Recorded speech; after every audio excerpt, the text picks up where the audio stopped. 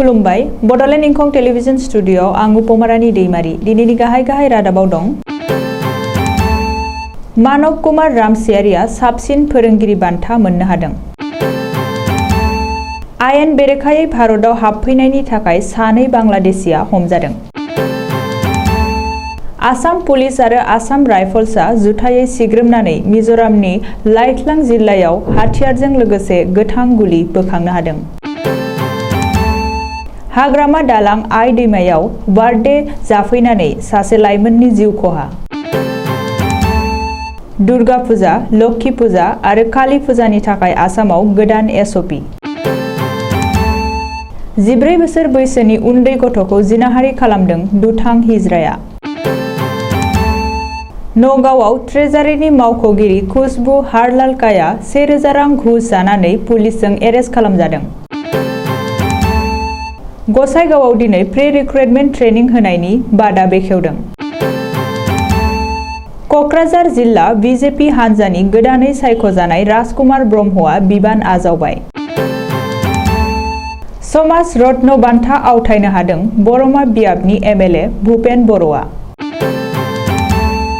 बिजनी नोगोरनि गंनै गोजौ फरायसालिखौ बिजनी बान्धब गोजौसिन फरायसालिजों सरजाबनो सोरखारनि बिथोनाव रायजो राजानि अजद। दिनैनि आबुं रादाब फरायदों जों प्रणय दैमारि आरो उपमारानि दैमारिया।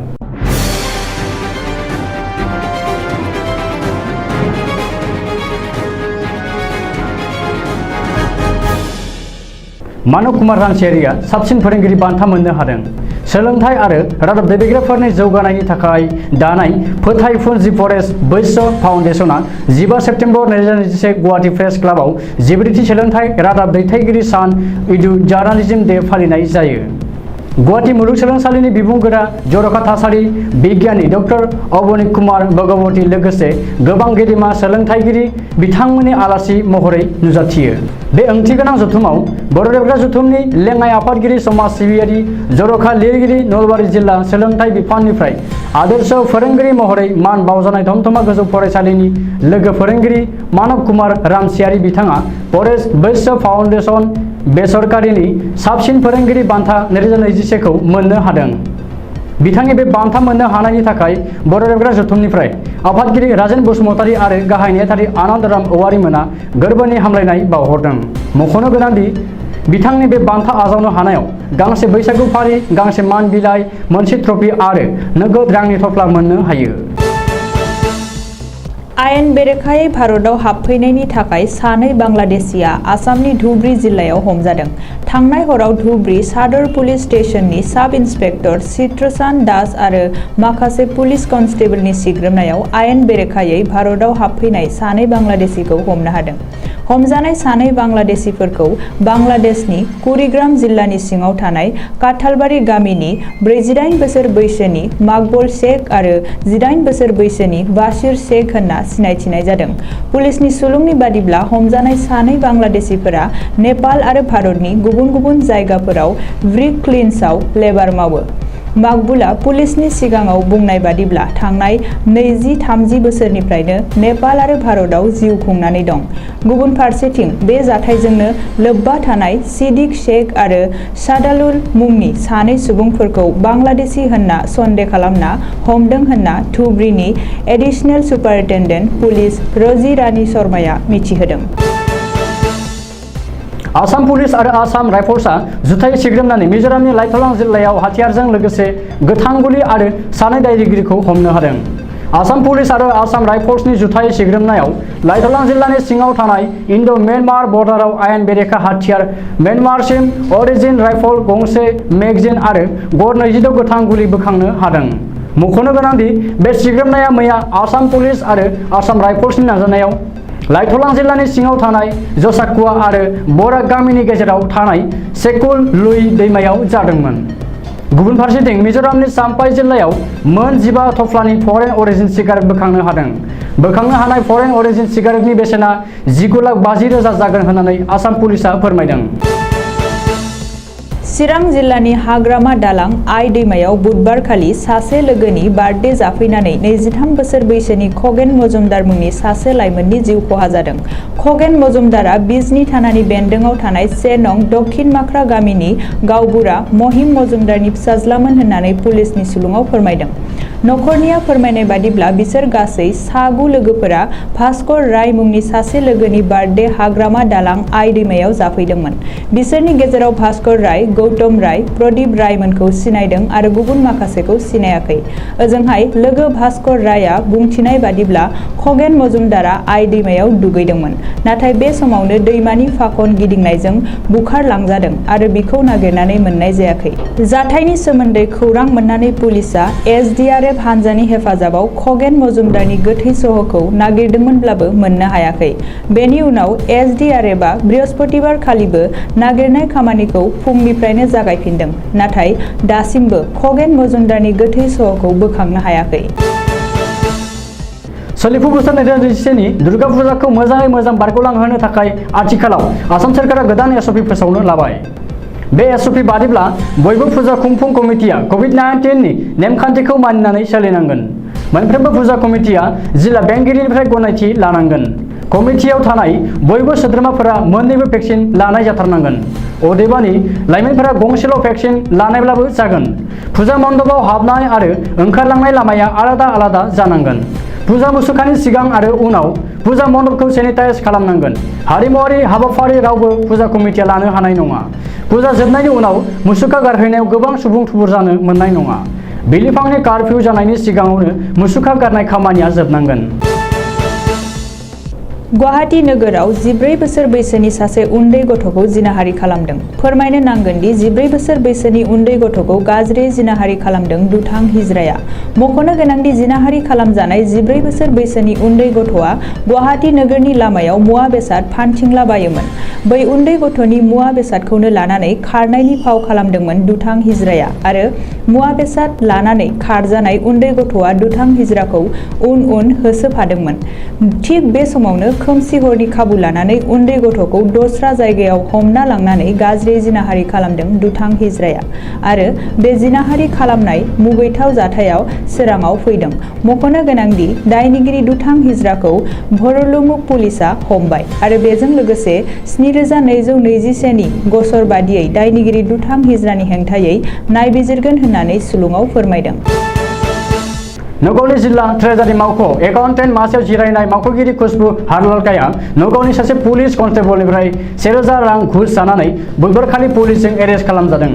नगावनि SP आनन्द मिश्र खौरांगिरिनि सिगाङाव फोरमायनाय बादिब्ला प्रबिन बरा मुंनि सासे पुलिस कनस्टेबलआ गावनि GPF नि रांखौ मोननो थाखाय गोबाव समनिफ्रायनो ट्रेजारि मावख'आव थांलाय फैलाय जाबाय थादोंमोन आरो गोबां खेब मावख'गिरि खुसबु हारलालकाखौ लोगो हमहैदोंमोन। नाथाय घुस मोनजायैनि खामानि मावै खुसबु हारलालकाया 1000 रां मोननाय लोगो लोगोनो खामानि मावनो राजि जादोंमोन। बे समावनो पुलिसनि क्राइम ब्रान्चआ रांजों लोगोसे खुसबुखौ एरेस्ट खालामदों। गसाइगावआव दिनै प्रि रिक्रुटमेन्ट ट्रेनिं होनायनि बादा बेखेवदों। फोरमायनो नांगोन दि BTR सोरखार आरो गसाइगाव दखरा दुलाराय बर' फरायसा आफादनि बानजायनायाव गसाइगावआव प्रि रिक्रुटमेन्ट ट्रेनिं होनायनि बादा बेखेवदों। मिथिहोनाय जायोदि बर' लाइमोनफोरनि थाखाय बे हाबाफारिनि गेजेरजों गोनां जानाय हाबाफारिफोर लानाय जादों होननानै सुलुङाव फोरमायदों। मख'नो गोनांदि बे हाबाफारिनि गेजेरजों गोबांसा बर' लाइमोनफोरखौ SSC GD नि थाखाय साखाफारा खालामनो थाखायनो थांखि लादों। अदेबानि बेसेन नाङै कचिं जेरै इंराजि, सानखान्थि, बिगियान, जेनेरेल नलेज आयदानि सायाव फोरोंथाय होनाय जागोन होननानै फोरमायदों। क'क्राझाराव BJP हानजानि बिबान गथायनाय हाबाफारि खुंफुंदों। मोनथिनाय जायोदि क'क्राझार जिल्ला BJP हानजानि गोदानै बिबान गथायनायजों लोगोसे बिबान आजावनाय हाबाफारि जथुमदों। बे हाबाफारियावनो क'क्राझार जिल्लानि BJP हानजानि गोदानै सायख'जानाय आफादगिरि राजकुमार ब्रह्मआ बिबान आजावो आरो बे हाबाफारियावनो गोदानै सायख'जानाय आफादगिरिनो बिबान गथायो आगुनि आफादगिरि बिभुति बरगयारिया। फोरमायनो नांगोन दि गोदानै सायख'जानाय आफादगिरि राजकुमार ब्रह्मआ गावनि बिबान आजावखांनायनि उनाव गोबांथार बाथ्रा फोरमायदों। बेजों लोगोसे फोरमायनो नांगोन दि बुधबारखालिनि बिबान गथायनाय हाबाफारियावनो बाहागो लादोंमोन क'क्राझार जिल्लानि BJPनि नायबिजिरनाय बिबानाव थानाय बनदीप डेका। हादरसायारि बीजेपी सोद्रोमा कविता बसुमतारी, हादरसायारि नेहाथारि गोविंद बर्मन, मावफुं सोद्रोमा रेवरेवा नार्जिहारि आरो MCLA सहल सिंमोनजों लोगोसे गोबांसा बिबानगिरिमोना हाबाफारियाव बाहागो लादोंमोन होननानै सुलुङाव फोरमायदों। आसाम सुर्य एवार्ड 2021 नि समाज रत्न बान्था आवथायनो हादों MLA भुपेन बर'आ। फोरमायनो नांगोन दि 62 नं बरमा बियाबनि देरहासार जालांनो हानाय MLA भुपेन बर'आ समाज रत्न बान्था आवथायनो हादों आरो दासान्दि बरमा बियाबनि MLA महरै समाज आरो रायजोनि खामानि मावगासिनो थानायखौ फोरमायनाय जादों। मख'नो नांगोन दि सानसे समाव NDFB आफादाव थानानै हारिनि थाखाय गावखौनो बावसोमदोंमोन MLA भुपेन बर'आ आरो गोबाङानो बड'सा मुङैबो सिनायो MLA भुपेन बर'खौ। बरमा बियाबनि MLA भुपेन बर'आ दिनैनि समाव आसाम सुर्य एवार्ड 2021 नि समाज रत्न बान्था आवथायनो हानायखौ गोबांसायानो गाहाम हामलायनाय फोरमायदों आरो बेनि अनगायैबो BTRनि गाहाय मावफुं सोद्रोमा प्रमद बर' आरो लेङाइ गाहाय मावफुं सोद्रोमा गोविंद बसुमतारी मोनाबो बरमा बियाबनि MLA भुपेन बर'नो गोजोननायजों गाहाम हामलायथि बावहरदों। चिरां जिल्लानि गोजौ सोलोंथाइ मावख'गिरि मावख'निफ्राय मोननाय बिथोन बादियै आथिखालाव बिजनी नोगोरनि गंनै गोजौ फरायसालि फारियै doctor Zakir Hussain public high school आरो बिजनी आदर्श गोजौ फरायसालिखौ बिजनी नोगोरनि सिङावनो थानाय बिजनी बान्दो गोजौसिन फरायसालिजों सरजाबनो एबा एमालगेनेसन खालामनांगौ। बे बिथोनखौ मोननाय लोगो लोगोनो बिजनी नोगोरनि गोबां रायजो राजा आरो मेलेमजिबिफोरा गोख्रोङै हेंथा होदों। बृहस्पतिबार खालि बिजनी फरायसालिमानि बारग' गोरायुं धीरेन्द्रनाथ मेदिनि मासि दैदेननायाव doctor Zakir Hussain public high स्कुलनि नब्लाङाव आसु आक्रासु आमसु आरो ABMSुनि गासैबो दैदेनगिरिफोरा जयैनो मोनसे होबथा आफाद एबा जथुम जनानै सोरखारनि बे बिथोनखौ माब्लाबाबो गनायनानै लानो हाया होननानै सावरायनाय जायो। मानो होनोब्ला आथिखालाव गंनैबो फरायसालियाव 9 एबा 10 थाखोनि फरायसाफोरा मोनसे थाखोआवनो 100 नि बांसिन दङ। नाथाय बै फरायसाफोरा गंसेल' गोजौ फरायसालियाव माबोरै आरो बबेयाव जिरायनानै सोलोंथाइ लाहैगोन होननानै सोंलु दिखांनाय जादों। बेखायनो सोरखारनि बे बिथोनखौ बिजनी नोगोरनि रायजो राजाया गनायनानै लानो हाया होननानै बुंदों आरो सोरखारनि बेरेखायै आवाज दैखांदों। दानिया बोथोरनि खौरां। गाबोन शुक्रबार खालिनि बड'लेण्डनि बोथोर। भारतनि बोथोर बिगियानख'नि सुलुं बादियै गाबोन शुक्रबार 17 सेप्तेम्बर खालि बड'लेण्ड हालामनि अख्राङाव दोमैलुनायजों लोगोसे अखा हानाय आरो सान्दुंबो दुंनायनि जाथावना दं।